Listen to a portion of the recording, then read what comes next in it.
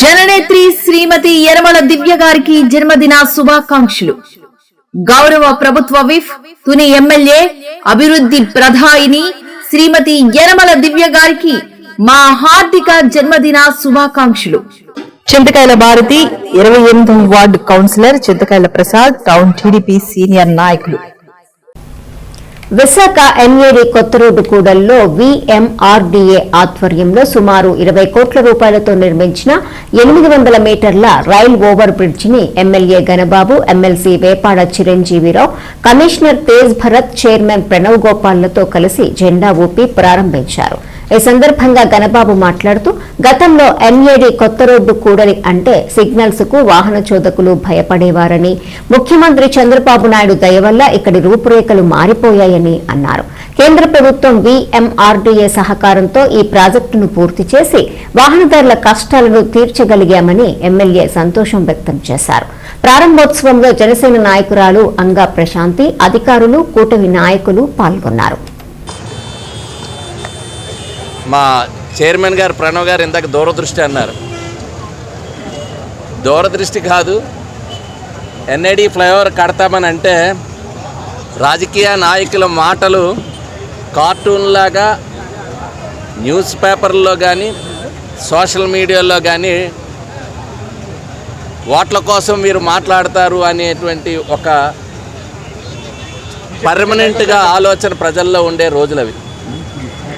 ఈ NID traffic గురించి పుంకాలుగా కథనాలు, ఫ్లైట్లు మిస్ అయిన వాళ్ళు, ఇక్కడ ట్రాఫిక్ జంక్షన్స్ దగ్గర స్కూళ్ళకి లేటుగా వెళ్ళిన వాళ్ళు, పరీక్షలకి హాజరు కానీ హాల్ టికెట్లో పరీక్షల్లో ఫెయిల్ అయిన వాళ్ళు, ఉద్యోగాలకి లేటుగా వెళ్ళి శాలరీలు కట్ అయిన వాళ్ళ ఆవేదన, ఆరోధన ఎన్ఐడి ట్రాఫిక్ జంక్షన్లో ఉండేది.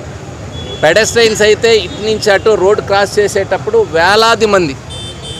ఆ రోజులన్నీ కూడా మర్చిపోయేటట్టుగా ఎన్ఐడి ఫ్లైఓవర్ నిర్మాణం తర్వాత, ఎందుకంటే అన్నీ కూడా ప్రజలకు గుర్తు చేయాల్సిన అవసరం ఉంది. మా నాయకుడు ఎప్పుడు చెప్తుంటారు చంద్రబాబు నాయుడు గారు, పదే మనం విషయాలు చెప్పాలి, ప్రజలకు గుర్తు ఉండకపోవచ్చు, మీరు చెప్తూ ఉండాలని. ఈ ఎన్ఐడి ఫ్లైఓవర్ నిర్మాణం కాకముందు ఆ రోజు ఒక రోటరీ సిస్టంతో కొత్త దానం, ఎందుకంటే ఇక్కడ ఎప్పుడైనా ఫ్లైఓవర్లు చూస్తే ఇలాంటిది మన దేశంలో చాలా అరుదు, అందులో 1-2 ఉన్నట్టు ఉన్నాయి, బట్ ఇదొకటే రోటరీతో కట్టినటువంటిది. ఒక 3 లేయర్ సిస్టమ్, పైన ఒక రోటరీ, కిందన ఒక రోటరీ, మధ్యలో పెడెస్ట్రైన్కి ఇంకొక రోటరీ సిస్టంతో నడిచే వాళ్ళు కూడా ఇబ్బంది లేకుండా ఆ రోజు డిజైన్ చేయడం జరిగింది. అదేవిధంగా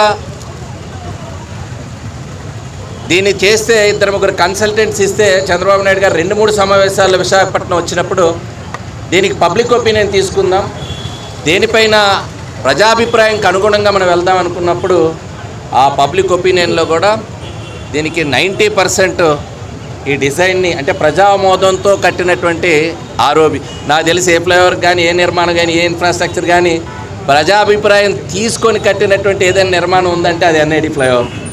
అప్పుడు విజయ నిర్మాణం వారు ముందుకు వచ్చి టోటల్ కాస్ట్ బడ్జెట్లో అయితే 150 కోట్లు, 140 నుంచి 150 కోట్లు అంచనాతో కన్సల్టెంట్ నియామకం చేస్తే అతి తక్కువ ధరకి, అంటే 115 కోట్లకే వారు ఈ డిజైన్ కోడ్ చేయటం, ఇమీడియట్గా సీఎం గారు VMRDA నుంచి దీన్ని టేకప్ చేయమని చెప్పి మంజూరు చేయటం.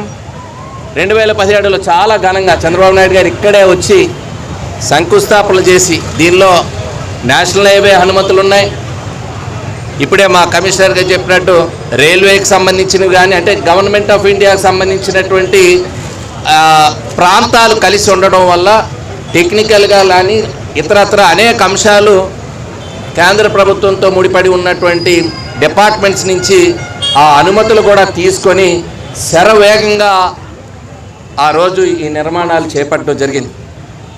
మా దురదృష్టం, ప్రభుత్వం మారింది, వైకాపా ప్రభుత్వం వచ్చింది, వారు కూడా ఎన్ఐడి ఫ్లైఓవర్ అనగానే అది బ్రాండ్ చంద్రబాబు నాయుడు, కాబట్టి ఇనాగ్రేట్ చేయడానికి కూడా ఇబ్బంది పడ్డారు.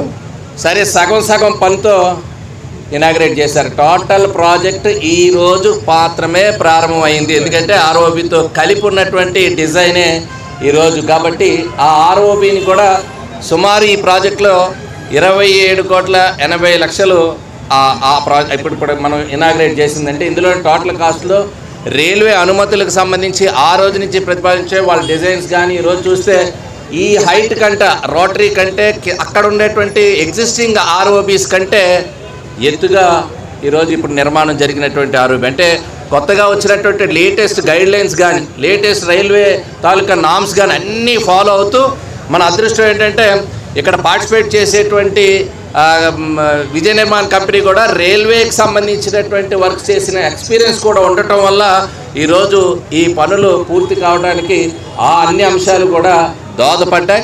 విధంగా మౌలిక సదుపాయాల మీద కూడా ప్రత్యేక దృష్టి పెట్టడం కూడా జరిగింది.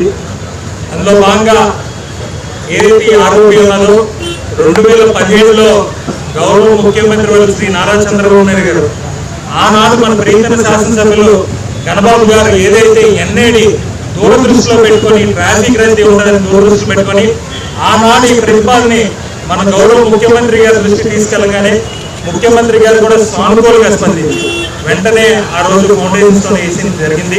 రైతు బాంధవి శ్రీమతి యనమల దివ్య గారికి జన్మదిన శుభాకాంక్షలు. గౌరవ ప్రభుత్వ విప్ తుని ఎమ్మెల్యే శ్రీమతి యనమల దివ్య గారికి మా హార్దిక జన్మదిన శుభాకాంక్షలు. PSCS Tetagunta chairman Peruri Krishna alias lawyer Krishna, secretary Nakka Venkata Satyanarayana alias Satish మరియు చోడ్రాజు వెంకట నరసింహారాజు, లాలం రాజేశ్వరి పాలకవర్గ సభ్యులు.